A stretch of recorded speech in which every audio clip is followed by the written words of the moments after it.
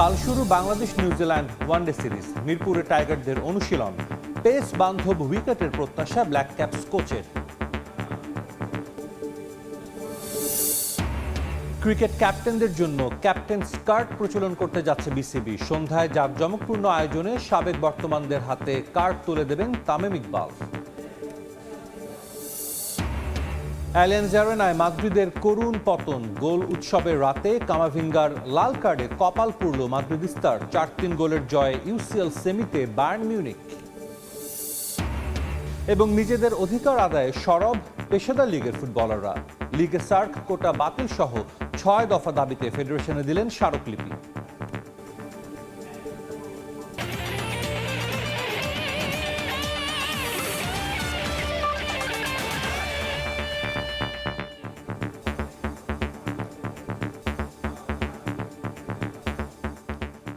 বিশ্বের নানা প্রান্তের খেলাধুলার খবর জানিয়ে দিব আমি সাজিদ মুস্তাহিদ।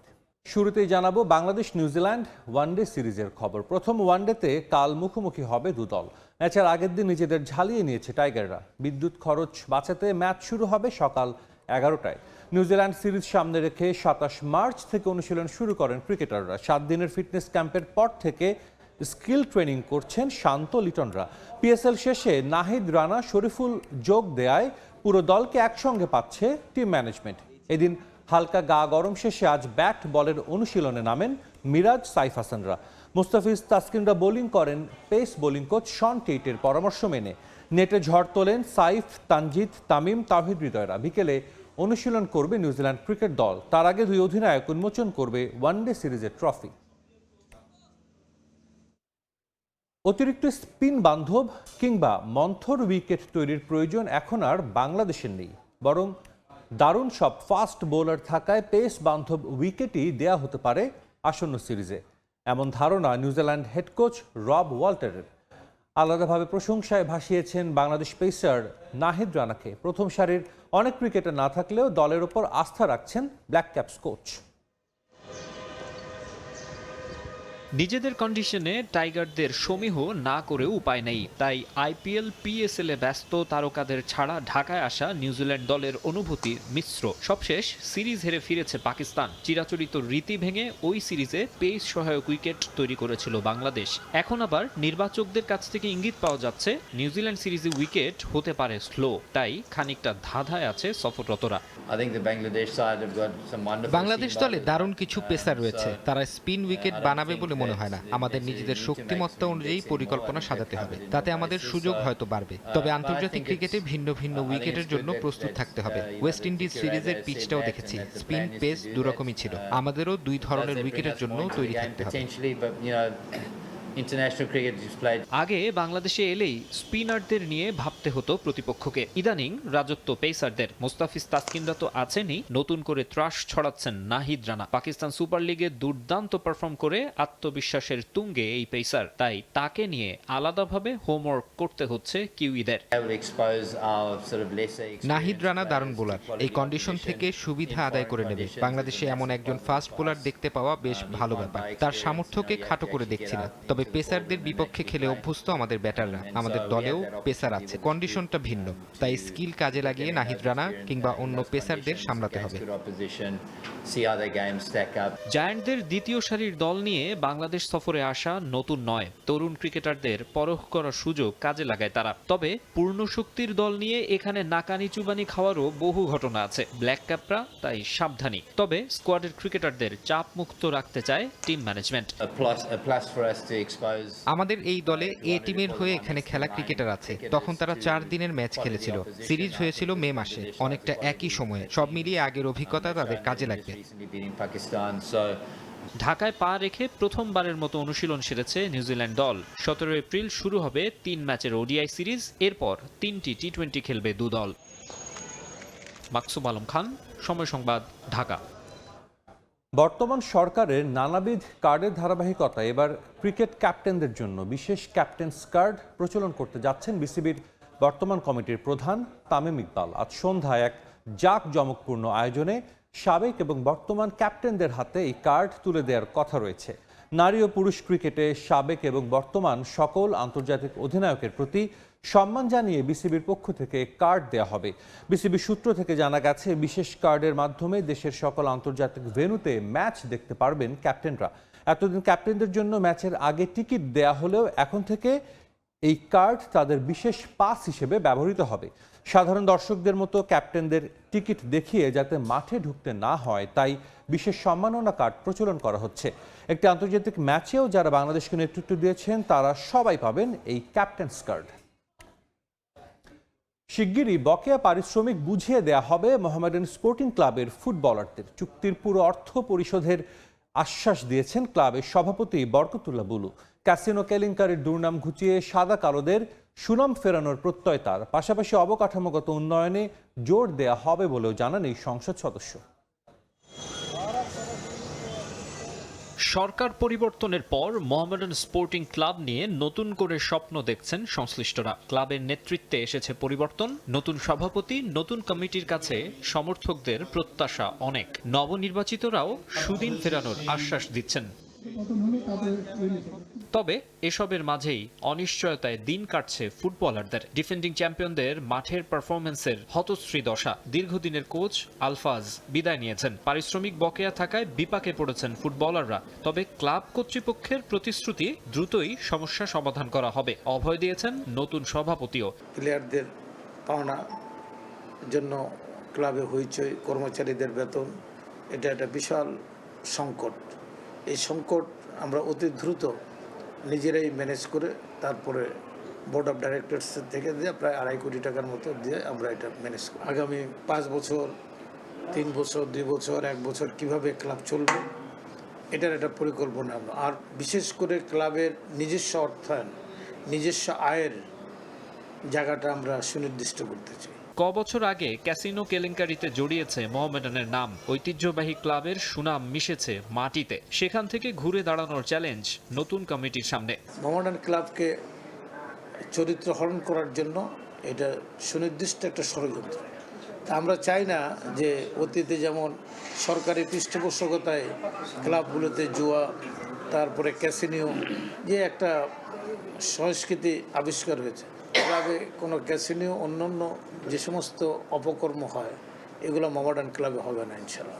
অনুশীলনের সুযোগ সুবিধা বাড়ানো ও অবকাঠামোগত উন্নয়নের পরিকল্পনার কথাও জানান মোহামেডানের প্রেসিডেন্ট। এখনও দখল পায়নি সাভারে, তো আমাদের একটা পরিকল্পনা আছে এই 25 একর জায়গার উপরে ক্লাবের ক্রীড়াঙ্গনকে সতেজ করার জন্য প্র্যাকটিস এবং মূল ক্লাবের এটা ওইখানে চলে যাবে। ঢাকা স্টেডিয়ামে যেখানে খেলা হবে ওইখান থেকেই সেখানে খেলবে। এই জায়গাটা অন্যভাবে ব্যবহৃত হবে। মাকসুম আলম খান, সময় সংবাদ, ঢাকা। নিজেদের অধিকার আদায়ে সরব ঘরোয়া লিগের পেশাদার ফুটবলাররা। সার্ক কোটা বাতিল ও লিগে বিদেশি ফুটবলারের কোটা কমানো সহ 6 দফা দাবিতে বাংলাদেশ ফুটবল ফেডারেশনে স্মারকলিপি দিয়েছেন খেলোয়াড় কল্যাণ সমিতি। এ সময় জাতীয় দলের পাইপলাইন শক্ত করার পাশাপাশি ফুটবলারদের আর্থিক নিশ্চয়তার সার্ক কোটা বাতিলের দাবি তোলেন জাতীয় দলের খেলোয়াড়রা।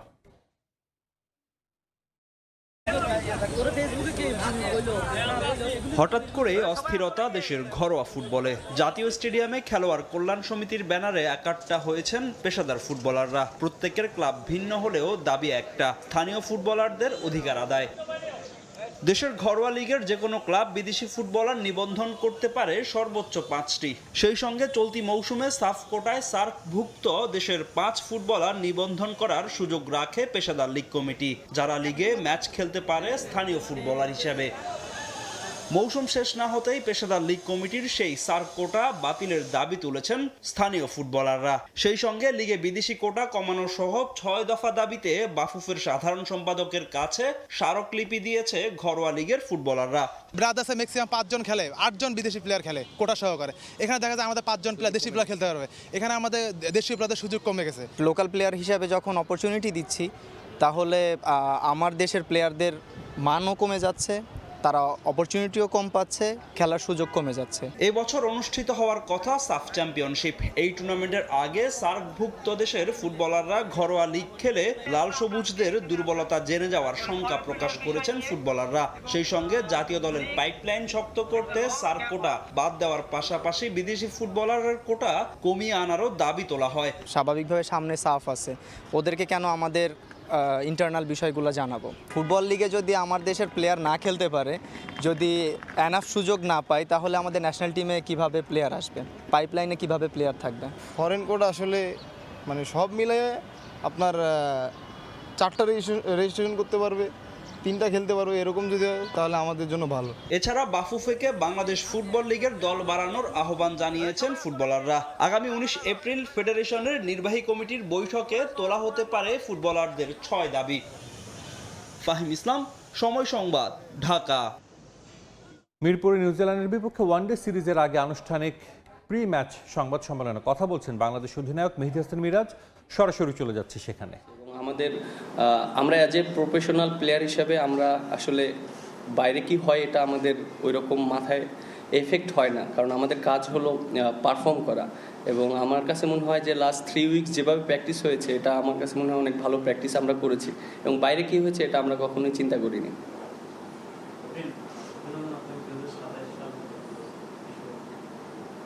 Thank you.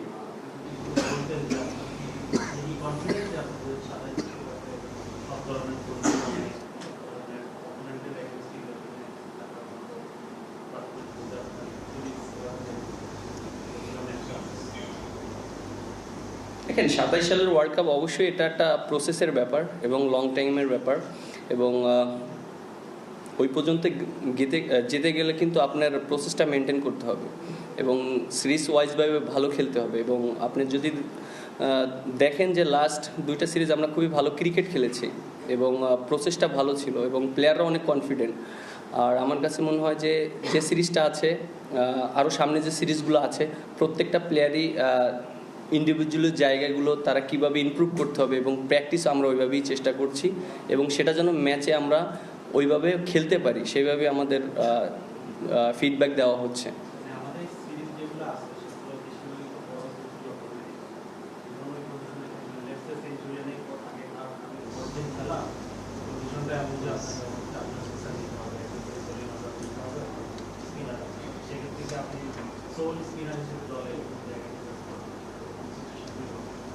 অপরচুনিটি ওইরকম আসলে অবশ্যই আমরা ওইভাবে চিন্তা করব। এবং যদি দেখেন আমাদের পেস বোলাররা খুবই ভালো করছে লাস্ট কয়েক বছর ধরে এবং কনসিস্টেন্ট খুব ভালো পারফরমেন্স করছে, আর আমাদের খুব ভালো পেস বোলারও আছে, এবং আমাদের যদি ওইরকম সিচুয়েশন আসে অবশ্যই আমরা সেটা ইউটিলাইজ করার চেষ্টা করব।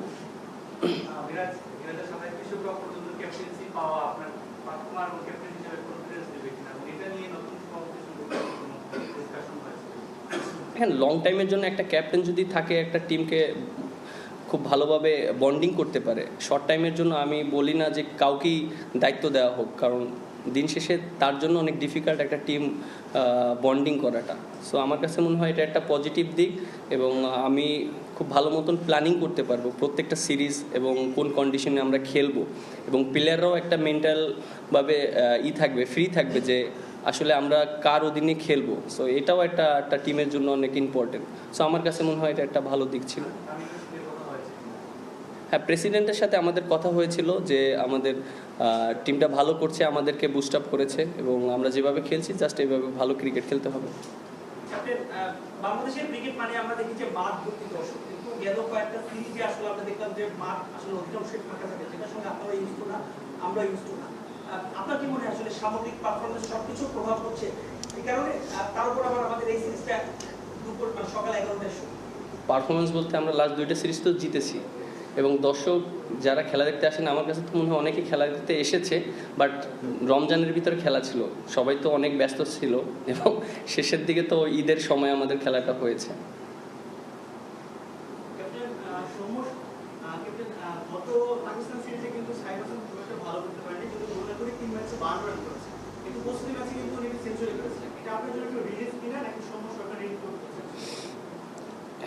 দেখেন, একটা জিনিস, একটা প্লেয়ারকে একটা ব্যাটসম্যানকে একটা এনাফ সুযোগ দেওয়া উচিত আমার কাছে মনে হয়, যে একটা ব্যাটসম্যানের জন্য একটা দুইটা ম্যাচ আমার কাছে মনে হয় না এটা একটা সুইটেবল। এবং একটা ব্যাটসম্যান যদি 3 থেকে 4টা ম্যাচ খেলে একই পজিশনে, তখন সে যদি পারফর্ম না করতে পারে তখন সে নিজে থেকেই বুঝতে পারবে যে আসলে আমি পারফর্ম করতে পারিনি। সো আমার কাছে মনে হয় অ্যাজ এ ক্যাপ্টেন হিসাবে আমি এটাই চাবো, একটা ব্যাটসম্যানকে যেন তার পজিশনে পর্যাপ্ত সুযোগ দিয়ে তাকে যেন সে যেন তার নিজের জিনিসটা বুঝতে পারে। সো আমার অ্যাজ এ ক্যাপ্টেন হিসাবে এটাই আমার প্ল্যান থাকবে যে প্রত্যেকটা ব্যাটসম্যানের ক্ষেত্রে যেন একই জিনিসটা থাকে। কাল শুরু হচ্ছে বাংলাদেশ নিউজিল্যান্ড ওয়ানডে সিরিজ। প্রথম ম্যাচের আগে আনুষ্ঠানিক সংবাদ সম্মেলনে কথা বলছিলেন মেহেদী হাসান মিরাজ। আমরা এতক্ষণ সরাসরি ছিলাম সেখানে। ইউএফএ চ্যাম্পিয়ন্স লিগের খবর, চিরপ্রতিদ্বন্দ্বীদের দেখানো পথেই হাঁটলো রিয়াল মাদ্রিদ। বার্সেলোনার পর আরবেলোয়া শিষ্যরাও বাদ পড়ল ইউসিএল মঞ্চ থেকে। আইল্যান্ডস এরেনায় 4-3 গোলে বিধ্বস্ত হলো লস ব্লাঙ্কোস। 2 লেগ মিলিয়ে 6-4 ব্যবধানে এগিয়ে থেকে সেমিফাইনালে উঠে গেল বায়ার্ন মিউনিখ। লাল কার্ড দেখেছেন রিয়ালের কামাভিঙ্গা এবং আর্দা গুলের।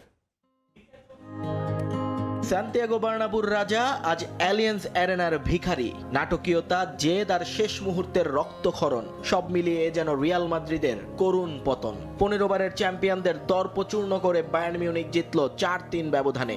আরও একটা শিরোপাহীন মৌসুমের অপেক্ষায় মাদ্রিদিস্তা। জার্মানিতে ম্যাচ শুরু হতে না হতেই নাটক। 35 সেকেন্ডের মাথায় ম্যানুয়েল নয়ারের শিশুতোষ ভুলে গোল পেয়ে যান আর্দা গুলার। স্তব্ধ পুরো গ্যালারি। কিন্তু ভিনসেন্ট কোম্পানির বায়ার্ন যেন অন্য ধাতুতে করা।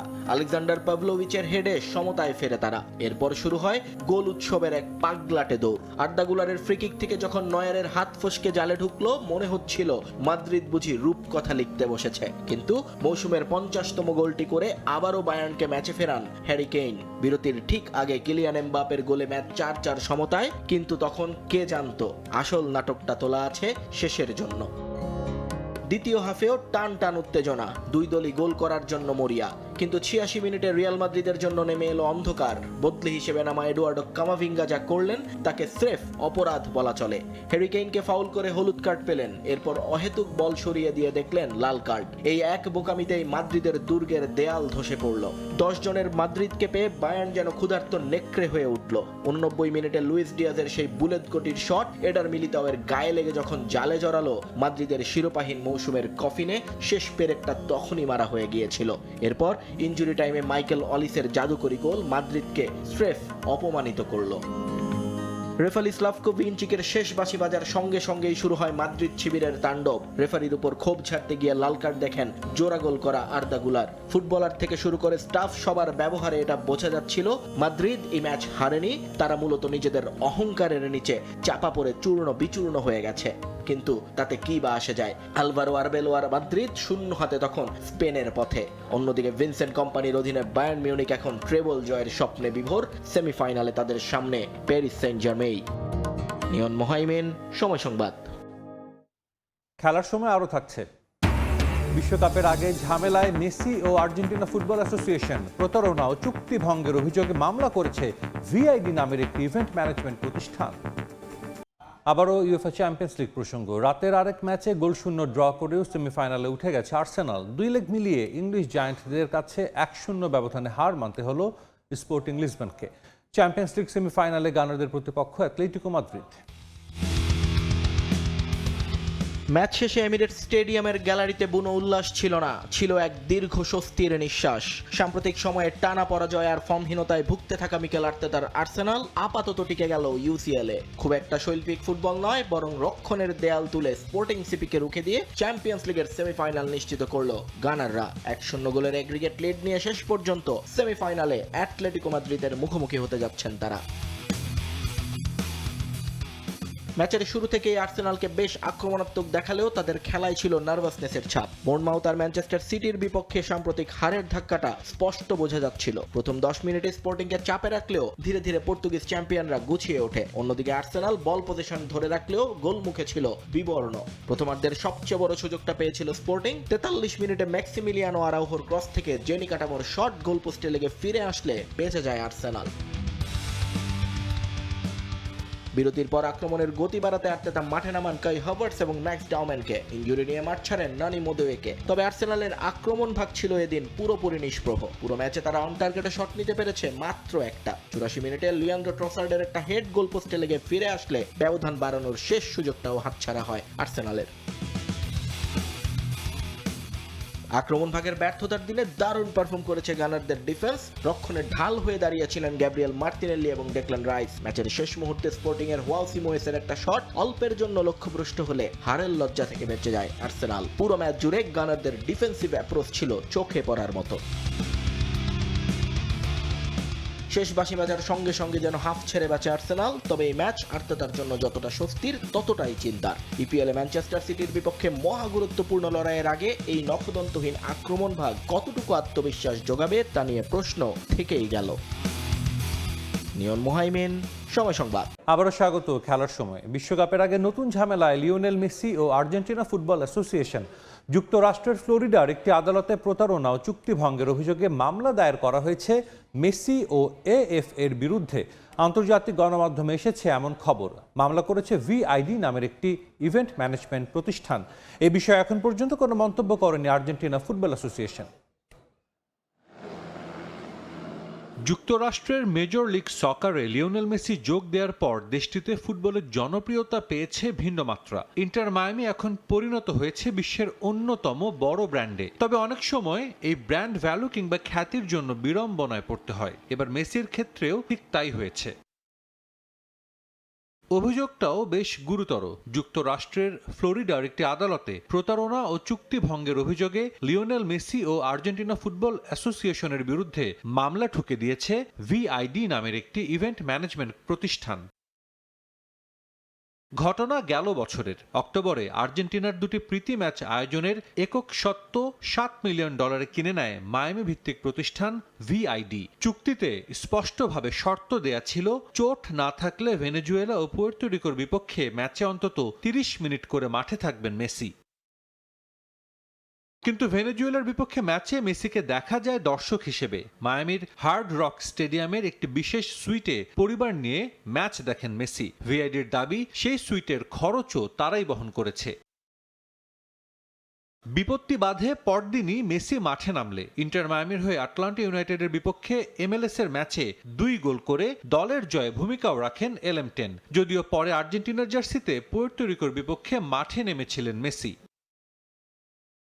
মামলায় আরও একটি অভিযোগ আছে। পুয়ের্তো রিকোর বিপক্ষে ম্যাচটি শিকাগোর সোলজার ফিল্ডে হওয়ার কথা ছিল, যার ধারণ ক্ষমতা 61,000-এর বেশি। কিন্তু সেই ম্যাচ সরিয়ে নেওয়া হয় ফোর্ট লডারডেলের চেজ স্টেডিয়ামে, যার ধারণ ক্ষমতা 21,500। ছোট ভেন্যুতে ম্যাচ নেয়া এবং মেসির অনুপস্থিতিতে $10 লাখেরও বেশি ক্ষতি হয়েছে বলে দাবি ভিআইডির। সংস্থাটি আরও অভিযোগ করেছে, এবছর চীনে ম্যাচ আয়োজনের মাধ্যমে ক্ষতি পুষিয়ে দেওয়ারও প্রতিশ্রুতি দিয়েছিল এএফএ। কিন্তু সামনে বিশ্বকাপ সহ ব্যস্ত সূচির জন্য সেই ম্যাচ আর হচ্ছে না। ফলে সব হারানো অর্থ ফেরত পেতেই মামলার পথ বেছে নিয়েছে ভিআইডি। বিশ্বকাপে ঠিক আগে আদালতের কাঠগড়ায় যাওয়াটা মেসি ও আর্জেন্টিনা দলের জন্য নিশ্চিতভাবেই ভালো কিছুর ইঙ্গিত দিচ্ছে না। সাজিদ মুস্তাহিদ, সময় সংবাদ। নেইমারকে বিশ্বকাপ দলে রাখতে কার্লো অ্যানচেলোত্তির সঙ্গে এবার কথা বললেন ব্রাজিলের প্রেসিডেন্ট লুলা দা সিলভা। তবে তাকে স্কোয়াডে নিতে কার্লোর ওপর কোনো চাপ প্রয়োগ করেননি তিনি। এদিকে সান্তোসের হয়ে শেষ ম্যাচে ভক্তদের সঙ্গে তর্কে জড়িয়েছেন নেইমার। ক্লাবের প্রতি তার নিবেদন নিয়ে প্রশ্ন তুললে তার জবাব দেন এই ফুটবলার। ব্রাজিলের হয়ে কতটা গুরুত্বপূর্ণ নেইমার তা হয়তো অনুধাবন করতে পারেননি কার্লো অ্যানচেলোত্তি। বিশ্বকাপ নাকের ডগায় চলে আসলেও এখনও তাকে নিয়ে স্পষ্ট বার্তা দেননি ডন কার্লো। এমন পরিস্থিতির মাঝেই ব্রাজিলের গণমাধ্যমে খবর, নেইমারকে দলে রাখতে কার্লোর সঙ্গে কথা বলেছেন দেশটির president Lula da Silva. Brazil স্কোয়াডে নেইমারের অপরিহার্যতা অনুধাবন করেই হয়তো লুলার এই প্রয়াস। তবে এজন্য কার্লোর উপর কোনো চাপ প্রয়োগ করতে চান না তিনি, বরং সেলেসাওদের ফুটবল ইতিহাসের অন্যতম সেরা ফুটবলারকে নিয়ে স্কোয়াড সাজাতে অনুরোধ করেছেন ব্রাজিল প্রেসিডেন্ট। সম্প্রতি আমার অ্যানচেলোত্তির সঙ্গে কথা বলার সুযোগ হয়েছিল, তখন তিনিই আমাকে নেইমারের বিষয়টি নিয়ে জিজ্ঞাসা করেন। কার্লো আসলে নেইমারের বিষয়ে আমার অবস্থান জানতে চাচ্ছিলেন। আমি বলেছি সে দারুণ ফুটবলার এবং তার সামর্থ্য আছে, ফিট থাকলে তাকে দলে রাখা যেতে পারে। ব্রাজিলের দায়িত্ব নিয়ে একটা বিষয় স্পষ্ট করেছেন কার্লো অ্যানচেলোত্তি, তা হলো শুধুমাত্র নামের ভারে কেউই সুযোগ পাবে না জাতীয় দলে। লুলা দা সিলভাও হেঁটেছেন একই পথে। নেইমারকে তিনি অবশ্যই দলে দেখতে চান, এজন্য সক্ষমতার প্রমাণ তাকেই দিতে হবে বলে মনে করেন লুলা দা সিলভা। আমাদের আগে জানতে হবে নেইমার দলে ফিরতে চায় কিনা। যদি চায় তবে তাকে পেশাদার হতে হবে। শুধু নামের জোরে বিশ্বকাপে যেতে পারে না কেউ, তাকে ফিট প্রমাণ করেই ফিরতে হবে স্কোয়াডে। এক্ষেত্রে নেইমার লিওনেল মেসি কিংবা ক্রিস্টিয়ানো রোনালদোকে আদর্শ মানতে পারে। এদিকে সান্তোসের হয়ে কোপা সুদ আমেরিকানার ম্যাচে অপ্রীতিকর পরিস্থিতির শিকার হয়েছেন নেইমার। ম্যাচ শেষে ক্লাবের প্রতি তার নিবেদন নিয়ে প্রশ্ন তোলেন সমর্থকরা, জানিয়ে তর্কে জড়ান তিনি।